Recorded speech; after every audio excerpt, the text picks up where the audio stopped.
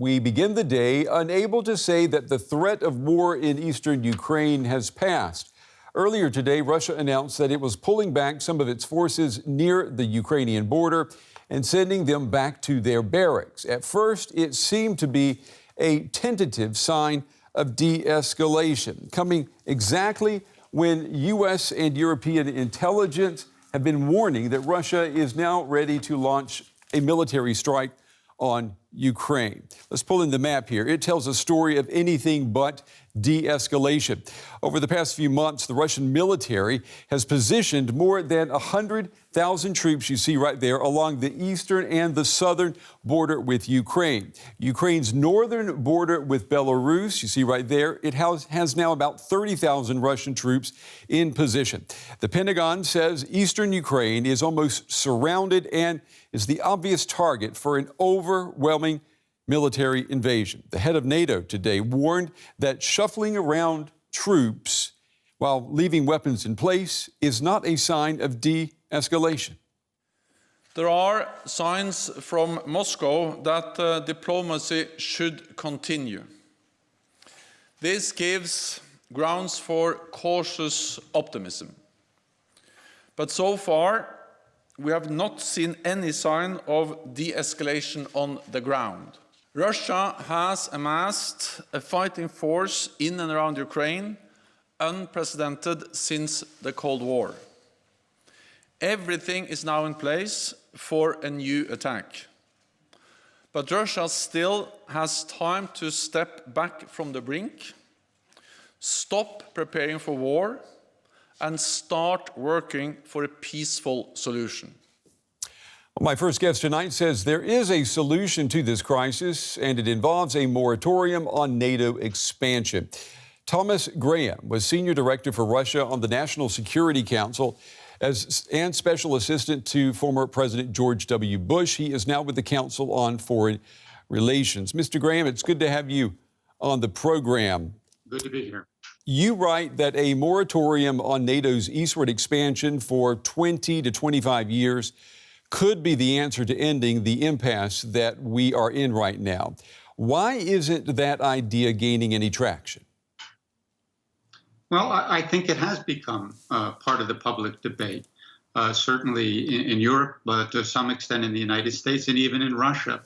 I note that the German reporter asked a question at the press conference between the Chancellor and President Putin today as to whether a moratorium was a possibility. Now, neither man answered the question, but I think that's evidence that it is part of the public debate.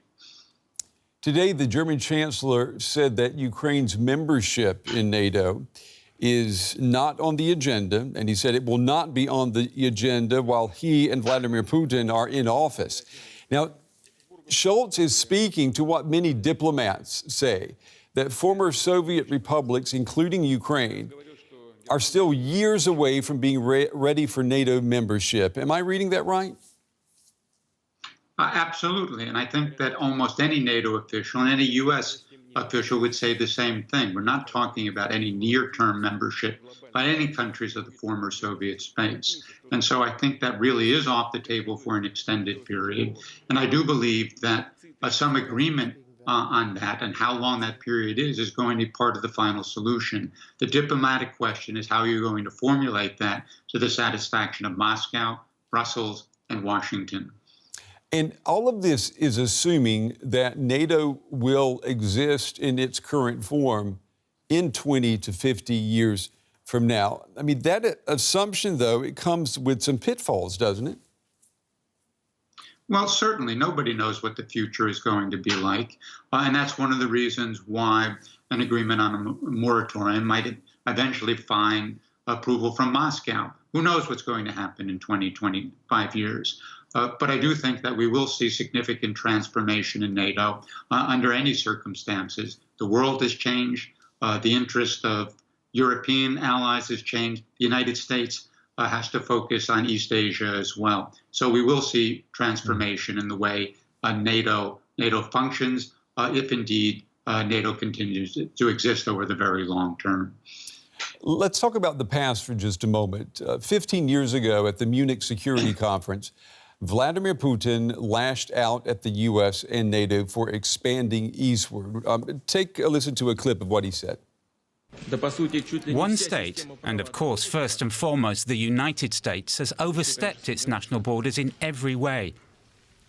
This is visible in the economic, political, cultural and humanitarian policies it imposes on other nations. Well, who would like that? Who could be happy about it? Mr. Graham, what was the thinking inside the White House and at the National Security Council at the time? Was Vladimir Putin, was he not taken seriously? Well, I think that in the White House at that time, they understood that Russia and President Putin himself personally were dissatisfied with NATO expansion. But NATO had already gone through two rounds in the late 1990s and in 2004. And the sense was that, like it or not, that Russia really was too weak to prevent the United States and NATO from moving forward if that's what they decided to do, and that would be able at the end of the day to offer enough concessions or symbolic steps to Putin so that he would accept NATO's expansion eastward. Now, if we bring it back to the present, let me get your read on this. How close do you think we are right now to seeing a military invasion of eastern Ukraine? I don't think that we're close at all. I think it's clear that Russia has put in place the forces that it needs for a military invasion. But every American official, a NATO official, says that the political decision has been made. I don't see a political decision being made in the near future to do that. The risks are tremendous. Putin, I think, is engaged in a war of nerves at this point. He will ratchet up the tension, ratchet it down, in the hopes that that will lead to some concessions on the Western side and on the part of Ukraine. Putin has said that the Russian Duma has backed a resolution to recognize the rebel-controlled areas of eastern Ukraine as independent. Do you think that that is going to happen? I mean, wouldn't that throw a wrench in all of this diplomacy?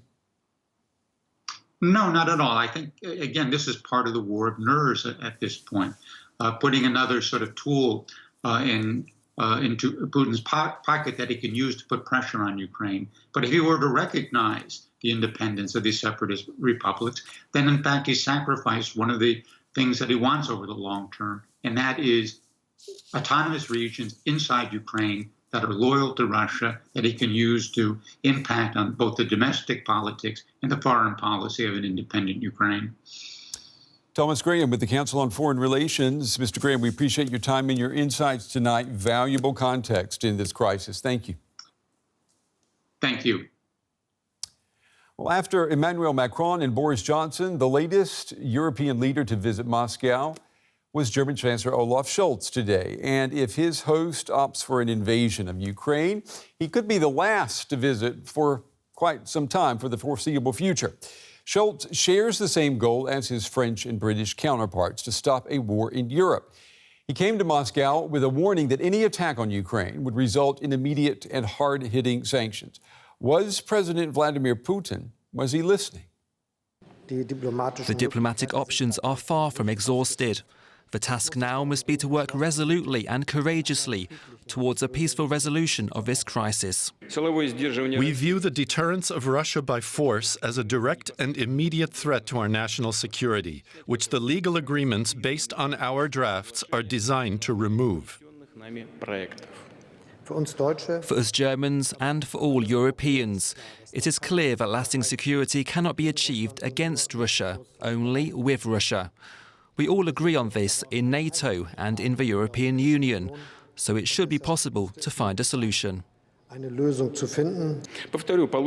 repeat, the answers to our proposed security guarantees given to us by the United States and NATO do not address the fundamental Russian demands. Well, earlier this month, the Kremlin shut down the Russian operations of this channel, Deutsche Welle. Our Moscow bureau was closed and our journalist accreditations revoked.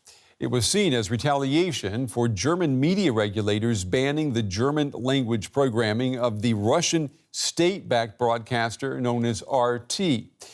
Despite the ban, our chief political editor, Michaela Kufner, she traveled with the German Chancellor to Moscow today. During the joint press conference between Putin and Scholz, Michaela posed the first question. The question that all Europeans are asking is whether, despite the close ties with Russia, there will be another war in Europe. Can you, in this moment, rule out the possibility of war? Jetzt im Augenblick Krieg aus. Will you rule out a war in Europe? Do we want war? Of course we don't. That is exactly why we put forward proposals to open negotiations. The first question there from DW. We are certain that President Putin got the message. DW continues to hope that its Moscow bureau will be allowed to reopen sooner rather than later. Well, earlier, we spoke with our chief political editor, Michaela Kufner. She is traveling with Chancellor Scholz. Well, it appears that there wasn't necessarily a deep discussion about it, but it certainly is a sign, and it would make it much more difficult to now go into a full offensive just 24 hours later. It would be mixed signals also to a Russian public, because let's not forget that Vladimir Putin is speaking to Russians when he is in an international press conference like that. We also heard talk from the Defense Ministry that some of the objectives of those maneuvers, as it was called, were met, so that would allow for that step. At the same time, a stern warning from Vladimir Putin, who said he didn't want war either, that he, yes, he would still engage in further talks. At the same time, he would not allow it to happen that things get changed, which are then difficult to alter for the Russian side. So he won't see those dragged out, as he put it. So a bit of time bought through diplomacy for now, with still very uncertain map ahead. That was Michaela Kufner there in Moscow.